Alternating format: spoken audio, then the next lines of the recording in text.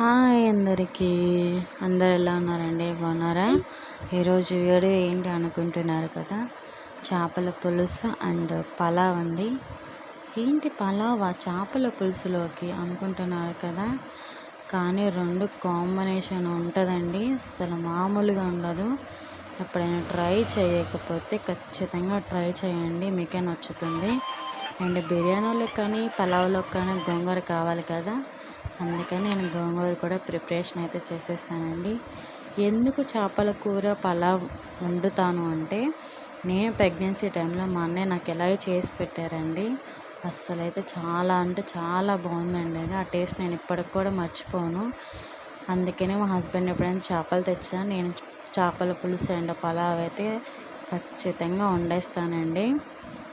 ఎప్పుడైనా ట్రై చేయండి, సూపర్ అంటే సూపరు. అండ్ గుమ్మగుమ్మలాడే చేపల పులుసు రెడీ.